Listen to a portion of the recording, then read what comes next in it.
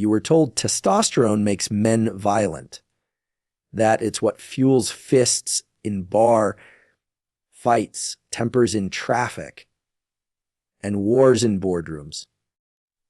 You were told it's what separates the strong from the weak, the dominant from the submissive, the alpha from the rest, that it is, in essence, what makes a man a man. But that's a lie, a dangerous, misleading, culturally embedded lie. And most people never question it, because if they did, they'd have to confront something terrifying. Testosterone isn't a weapon, it's a mirror. It doesn't give you power. It reveals who you already are. You see, testosterone doesn't create aggression. It doesn't manufacture confidence. It doesn't implant motivation or willpower or sexual drive from thin air. No. It simply amplifies whatever is already present within you. It's not the architect, it's the amplifier. If you are already calm, testosterone will make you calmer under pressure. If you're already a risk taker, it will nudge you closer to the edge. If you're already insecure, it will pump that insecurity louder, not quieter. And if you are angry, it will make sure everyone in your life feels it. Most people don't want to hear that. They want to believe hormones are to blame. They want to blame testosterone for the punch they threw, the affair they had, the addiction they couldn't kick. But the truth is far more personal. Testosterone doesn't make you someone else. It makes you more of who you've always been. Let that sink in for a moment. Because that means testosterone isn't good or bad. It isn't masculine or feminine. It's not even exclusive to men. It exists in all of us, just in different quantities. In job is simpleg, turn the internal dial up. That's why when a man gets an injection of testosterone, he doesn't suddenly become a monster. He doesn't turn into a soldier or a sex machine or a killer. What changes is intensity, focus, volume. The emotions that were background noise now flood the entire system. The things he already wanted, power, love, respect, now feel urgent, sometimes uncontrollably so. And yet, testosterone doesn't act alone. It partners with the brain, especially a region called the amygdala. You've heard of it. It's where fear, threat, and emotional memory live. When testosterone increases, the amygdala's sensitivity to signals, danger, disrespect, dominance also increases, which means what used to be a small threat can now feel like war. Think about that. A casual joke from a friend suddenly feels like an attack. A lost business deal feels like betrayal. A silent dinner from your partner feels like abandonment. And so you act. Not because testosterone made you violent, but because it made your interpretation of the world sharper, louder, and more emotional. Still think it's a male hormone. Here's the reality. Testosterone is deeply misunderstood because it's been trapped inside toxic myths for generations.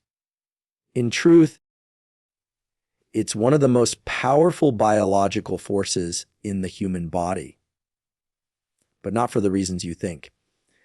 It's powerful because it modulates motivation. It connects to systems in your brain that regulate goal-directed behavior, anticipation of reward, and effort. Yes, testosterone makes you want things, but not just sexually. It makes you chase things as saying success, dominance, intimacy, revenge, justice connection. It fuels your desire to win, and it makes that desire feel urgent. That's why when your testosterone levels drop, as they naturally do with age or chronic stress, your world starts to dim. You lose energy, drive fades, confidence crumbles. It's not that you become a different person, it's that the volume dial you lived by all your life is suddenly turned down. And the silence, it's deafening. You see it in men in their 40s and 50s. They start withdrawing. Sex becomes less interesting. Work feels exhausting. They don't argue as much. Not because they found peace, but because they've lost fire. And no one connects the dots. No one tells them it might be hormonal. They just call it a midlife crisis.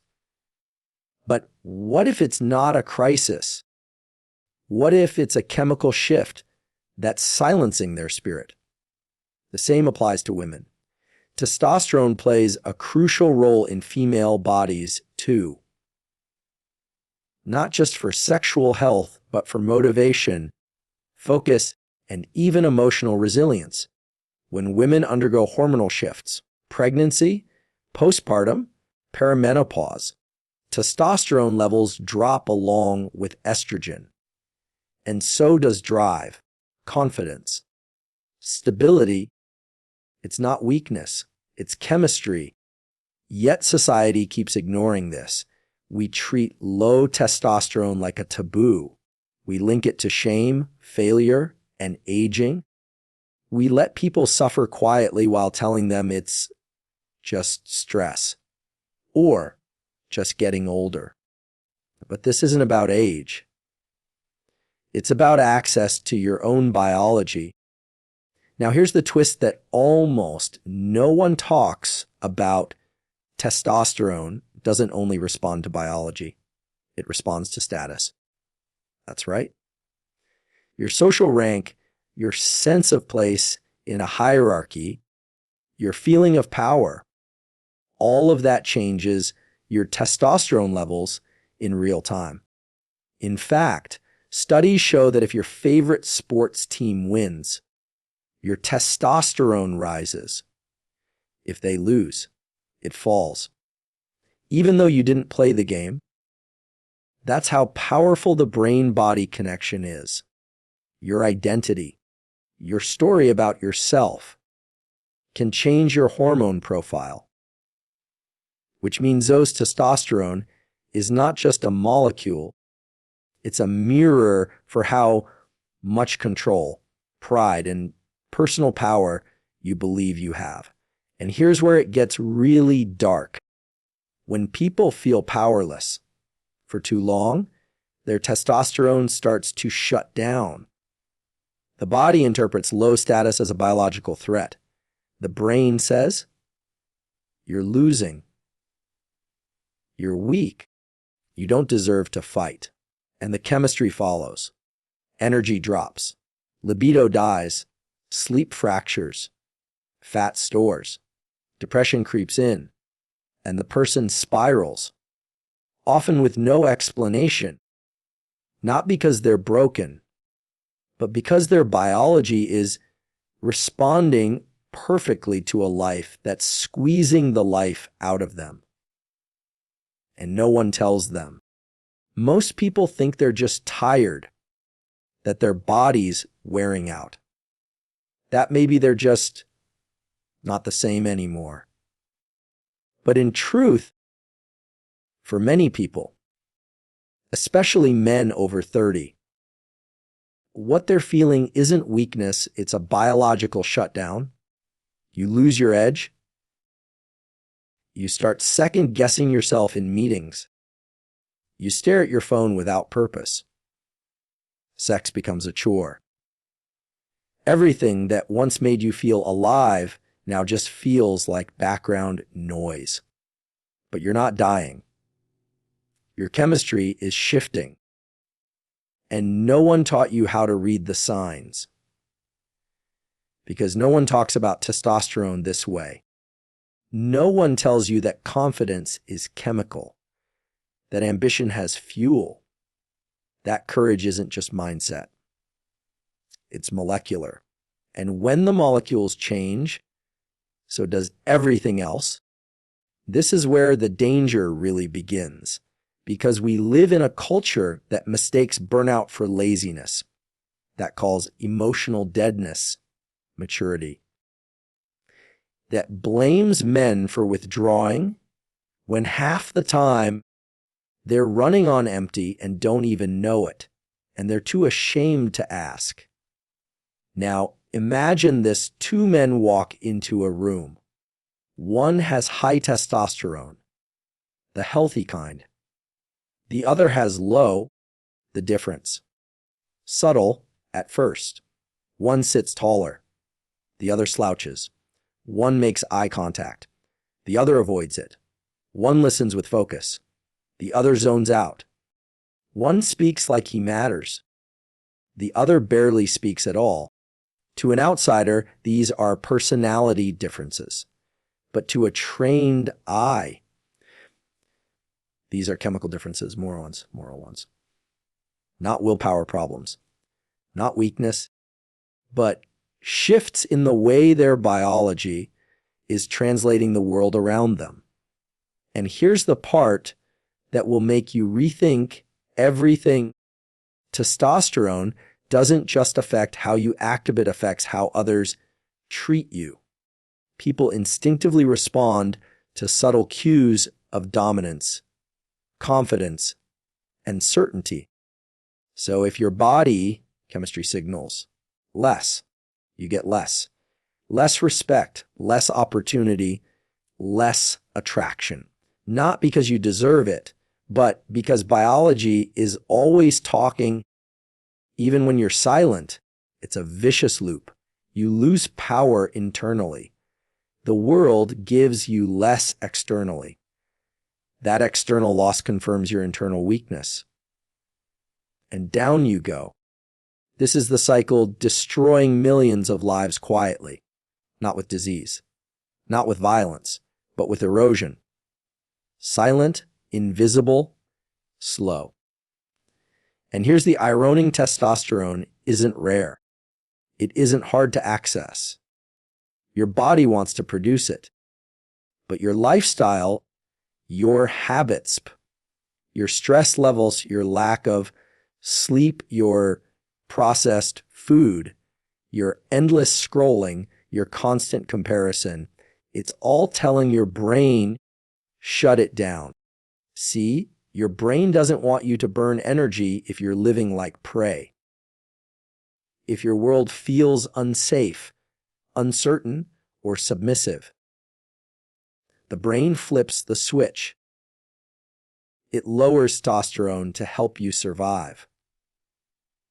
Because in primitive times, lower testosterone meant you wouldn't fight the alpha. You'd stay out of trouble. You'd live another day. But you're not in the jungle anymore. You're in a concrete world where survival doesn't come from submission, it comes from action, from clarity, from energy. And without testosterone, you're losing your edge in a battle that's already rigged against you. Let's talk about emotion. Yes. Emotion. People rarely associate testosterone with feelings, but it's deeply connected to them.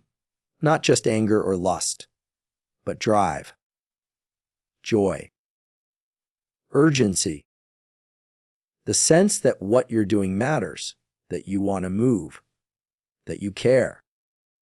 Testosterone doesn't give you a mood. It gives your mood volume. It makes desire feel desirable. It makes risk feel worth it. Without it, life feels muted. Not bad, just flat. That's why so many men aren't depressed. They're chemically muted. They don't cry. They don't rage. They just fade. Slowly. And their families watch it happen without knowing why. Wives don't know what happened to their husbands. Kids don't know what changed in their father. Friends feel the man is different, and he doesn't have the words to explain what's wrong, because even his urge to explain is gone. Now let's flip the script. What happens when testosterone is healthy? When it's optimized, a man or woman becomes alive again, not aggressive, not arrogant, but present. Their thoughts return. Their passions ignite. Their energy becomes focused. Their emotions sharpen. Not wildly, but purposefully. They take risks again. They set goals again. They care again. This isn't about turning people into animals. It's about restoring the very thing that makes people feel human, the ability to wake up with drive. Yet society mocks it. The moment you say testosterone, people picture roid, rage bodybuilders, or teenage boys with ego problems. They see myth heads and maniacs, but they don't see the father who wants to play with his kids again. The husband who wants to feel desire again. The man who wants to build something meaningful, but doesn't know why he can't even get out of bed anymore.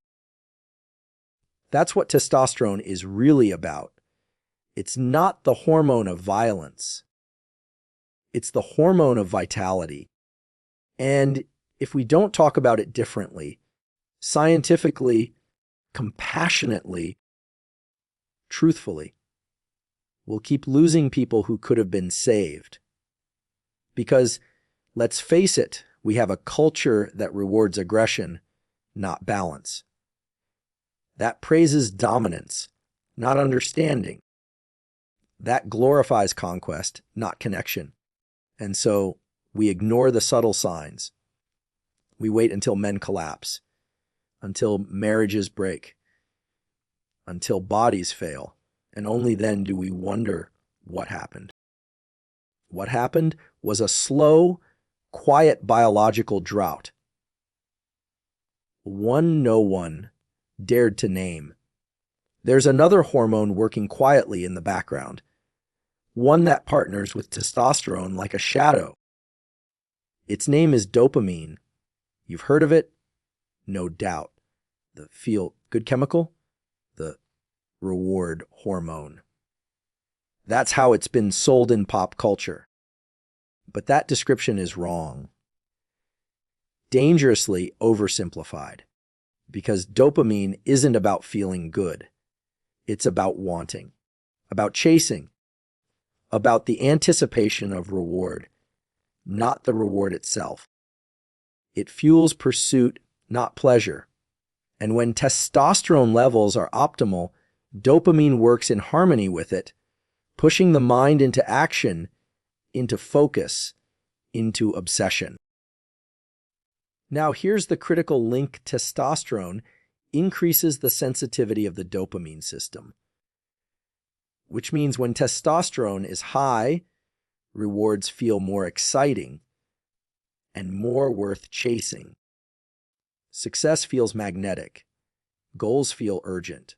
Movement feels meaningful. But when testosterone drops, the dopamine system slows down. That same reward, a win, a compliment, a sexual moment, a financial goal, no longer feels exciting. You see it. You know it's good. But it just doesn't move you. That inner spark, it dims. And over time, you stop chasing entirely. This is what no one tells you about low testosterone. It doesn't just reduce sex drive or muscle tone. It shrinks your sense of urgency. You still have dreams, but now they feel far away. You still love people, but now it feels quieter. You still want change, but the fire to make it happen is fading. You don't feel broken. you just feel like a duller version of who you used to be. And so begins the loop, the one no one sees coming. Because once motivation fades, behavior follows. You stop exercising. You stop eating clean. You stay up late. You scroll longer. You isolate more. And what does that do? It kills your testosterone even more. The feedback loop locks in. You feel worse, so you do less. You do less, so you feel worse. Meanwhile, your dopamine system is screaming for stimulation, so you reach for shortcuts, porn, sugar, gambling, scrolling, drinking. They light up the brain for a moment, but they don't restore testosterone. They only mimic reward. And so you crash again and again until one day you wake up and it's been 6 months since you felt truly alive. And no one around you knows how to help. That's the tragedy, because this is treatable. This is preventable. But we've made it taboo. We've locked testosterone inside a prison of shame. We've told men to man up when they needed medical support. We've told women they're just emotional when their hormones were screaming for balance. It's not just ignorance, it's cruelty. Because we live in a society that hands out dopamine triggers like candy, constant alerts, likes, reels, trends, gossip, outrage, but punishes anyone trying to restore the biological engine that makes healthy motivation possible. Here's something that should scare young. Social media is designed to spike dopamine without testosterone, without purpose, without movement. It gives you a taste of reward without any real achievement. And the more time you spend there, the more disconnected your dopamine becomes from real world action. That disconnection is poison. Because when dopamine becomes unanchored, when it's not paired with testosterone's grounding drive, you become a slave to stimulation. You chase what feels good for a second, but you can't stay focused long enough to build anything meaningful. Your goals rot on the shelf while your attention dies in the scroll. But it doesn't have to be this way. The truth is, your body is desperate to help you. It wants to heal. It wants to create energy. It wants to give you drive. But it can't do that in a system flooded with chaos, distraction, and deprivation. Testosterone is not a steroid. It's not a shortcut. It's not a cheat code. It's a permission slip, a signal from your brain to your body that says, you matter. What you do matters. Go.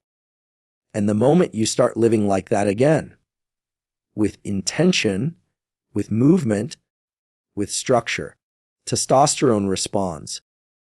When you lift heavy things, it rises. When you sleep deeply, it rises. When you eat real food, sunlight touches your skin, you win small victories, take cold plunges, face resistance, protect your space, speak your truth, it rises. This isn't magic. It's biology. Testosterone is not about domination. It's about direction.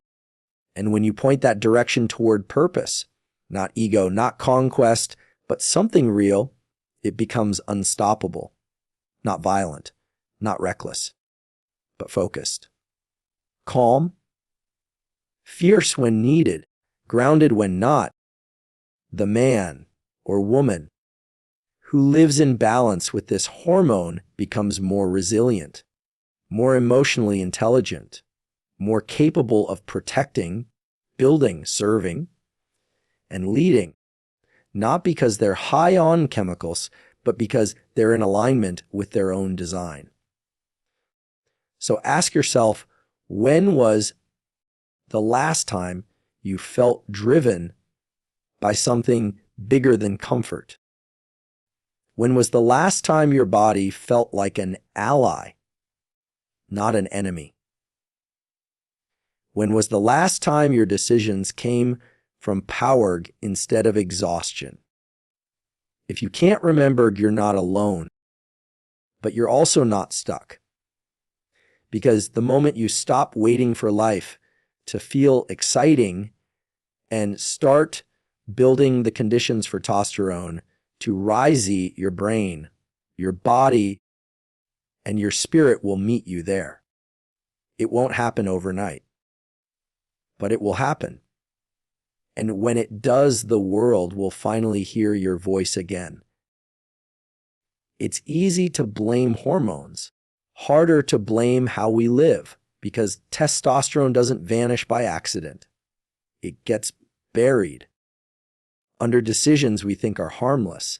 And the biggest killer, chronic stress, the kind you've stopped noticing, the job you hate but keep anyway, the toxic relationship you've normalized, the debt, the deadlines, the dull ache in your chest every time you see a message you don't want to answer, the scrolling at midnight because your brain doesn't know how to shut up.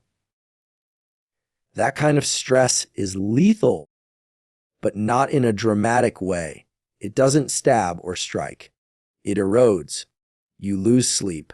Testosterone drops. You eat garbage because you're tired. Testosterone drops. You stop moving your body. Testosterone drops.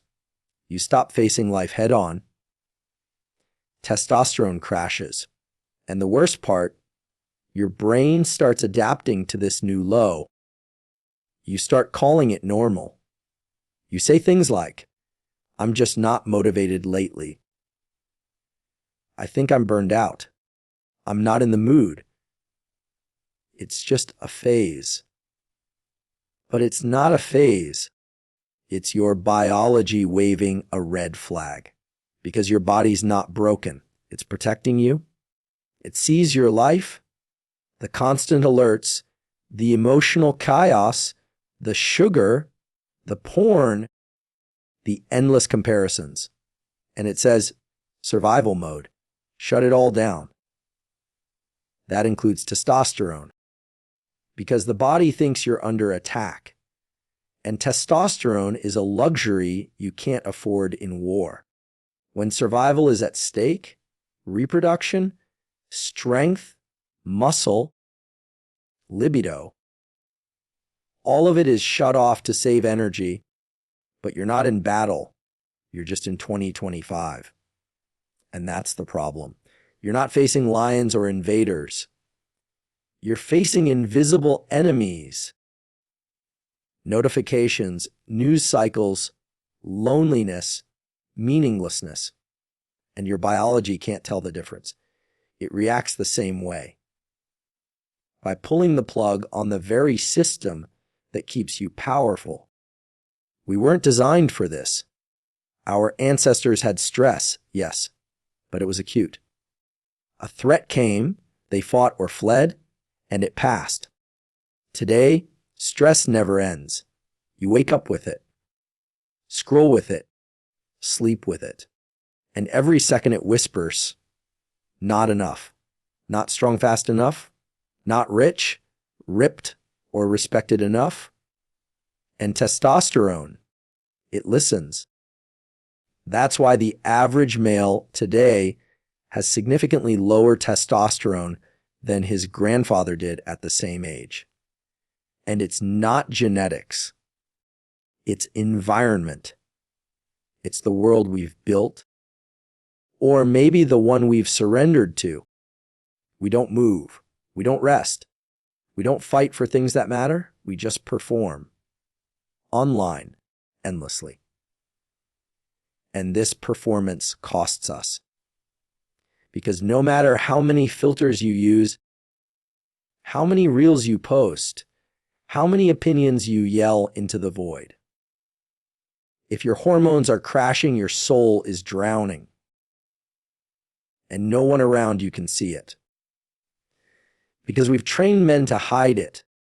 We taught them to smile through the exhaustion, to call emotional flatness being chill, to call dead bedrooms normal, to say things like, "I don't care anymore," when really, they just don't feel enough to care. This is not just a health issue. This is a masculinity crisis. Because for years, we told men that being emotional made them weak. But now that they're emotionally numb, we call them distant. We told them to be strong, but punished them when they expressed stress. We shamed them for crying, then abandoned them when they went silent. So what did they do? They adapted. They became quiet, stoic, low maintenance. They started dying younger. They stopped seeking help. They accepted lives of quiet struggle. And still no one connected the dots. No one told them their biology was choking, that the fire they lost could be rebuilt. That testosterone wasn't the enemy, but the missing ingredient. We must stop treating testosterone like a threat. It's not a bomb. It's not a weapon. It's a signal, a biological green light that says, you're safe. You're strong. You can build now. You can lead now. You can protect now. And it's not just about men. Women need testosterone too, for drive, for assertiveness, for clarity, for energy. Women with healthy testosterone levels perform better, recover faster, feel more focused, and experience deeper sexual vitality. Yet we label it a male hormone and shame women who seek to optimize it. This ignorance is costing us generations of dull, disconnected, chemically disoriented people. Men who can't show up, women who can't feel desire, marriages falling apart, families losing their center. And the worst part, everyone thinks it's their fault. But it's not your fault. It's your chemistry. And your chemistry responds to how you live. You don't need motivation. You don't need hacks. You don't need to meditate on a mountain or take an ice bath on Instagram. You need chemistry. And that chemistry needs to believe that your life is worth energizing. Testosterone is not a mindset. It's a message. And your body is always listening to what you do, what you avoid, and what you tolerate. Every decision you make, from the food you eat to the way you sleep to how often you say, ice, when you mean no, tells your body something. And your body responds. You don't have to guess. The science is clear. Testosterone rises when your body feels safe, strong, and challenged. It falls when your body feels overwhelmed, neglected, and powerless. So the question becomes simple. What messages are you sending when you sleep less than 6 hours a night? Your body hears you. I'm in danger. When you skip meals or gorge on sugar, your body hears those. Resources are scarce. When you say nothing during conflict, your body hears, I have no power. When you scroll instead of move, your body hears, stay passive, avoid the world. And when you tolerate stress, chronic, unresolved, daily stress, your body hears us, shut it all down. It's not safe to thrive.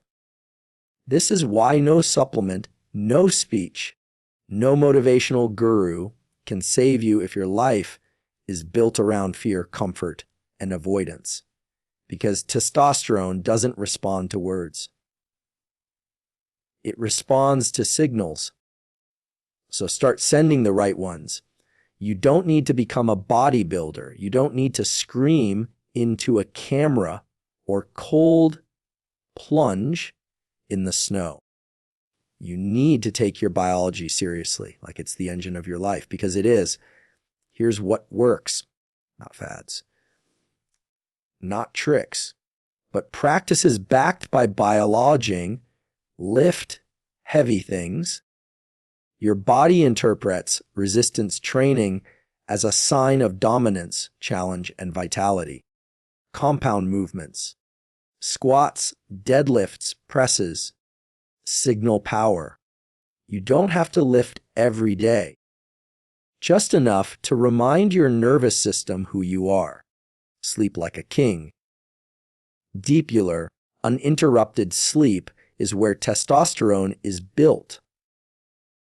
Most of your daily production happens while you rest. If you sabotage your nights, you starve your mornings. Eat real food.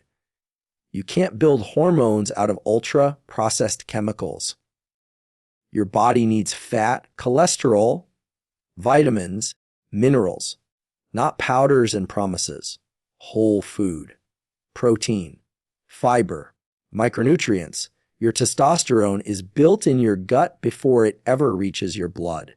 Win small. Dopamine needs targets. Set them.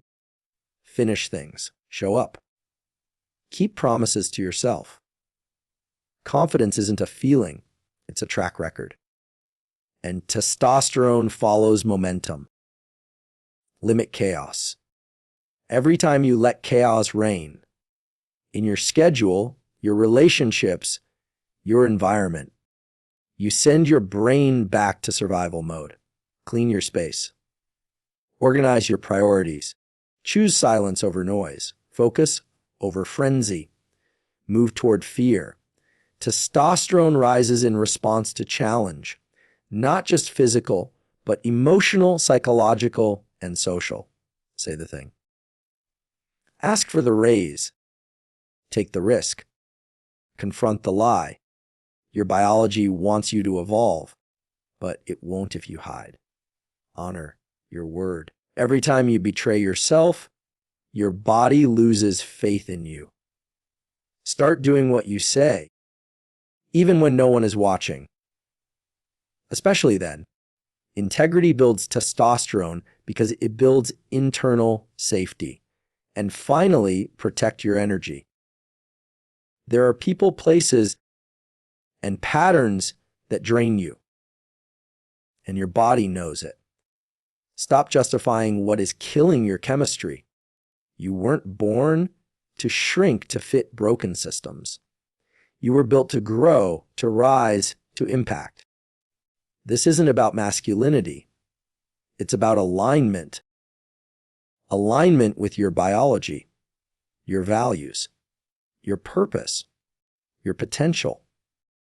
Because there's a version of you that hasn't been seen in a while. A version that isn't always tired, that isn't always distracted, that isn't apologizing for wanting more. That walks taller, breathes deeper, speaks clearer, and acts with conviction. He or she is waiting. Not for motivation, not for a better economy or a relationship or a perfect plan. They're waiting for your biology to come back online. And that starts now. This is not just about testosterone.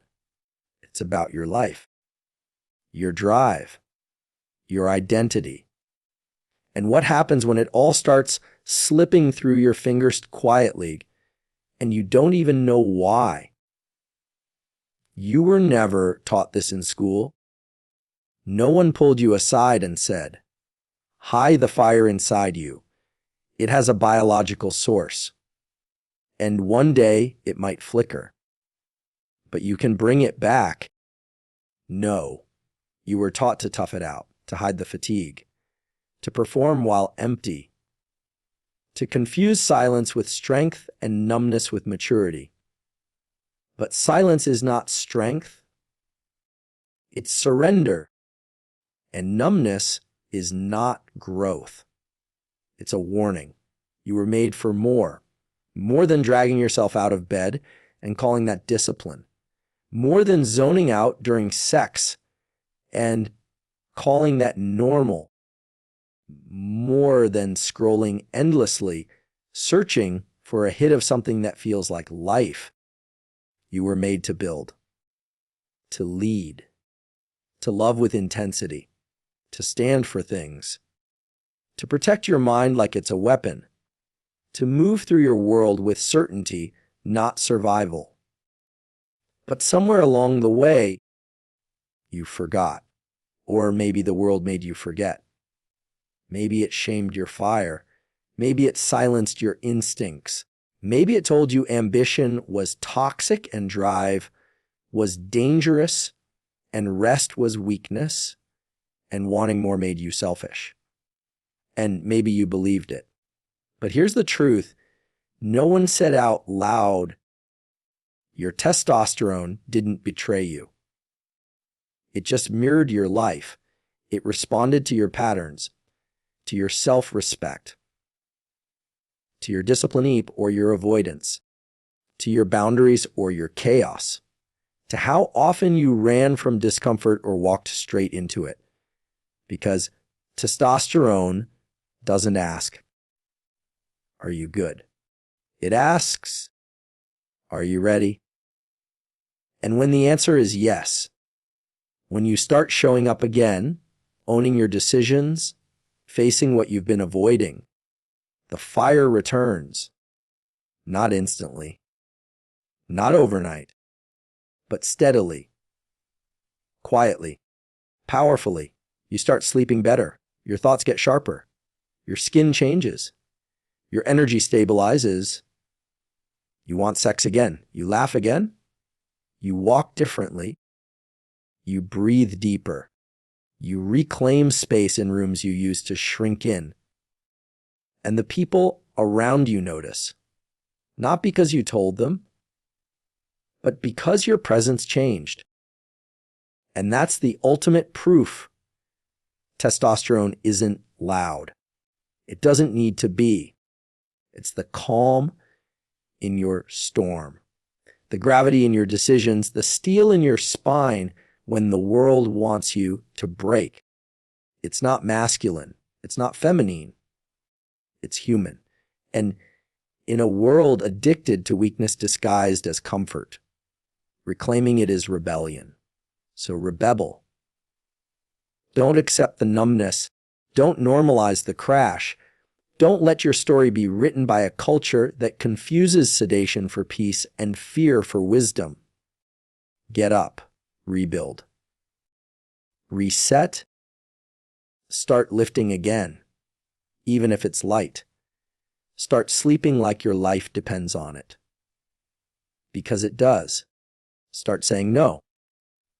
Not to be mean, but to mean what you say. Start moving like your body remembers what power feels like. You don't need to prove anything to anyone. You don't need to chase status or scream into the void. You just need to become the kind of person your biology can trust again, because that person, that version of you, isn't gone. They're just waiting. Behind the habits, behind the stress, behind the layers of survival you've wrapped yourself in to get through the years, they're still there. And when you show them through action, not promises, that it's time to return, they will. And the fire will too.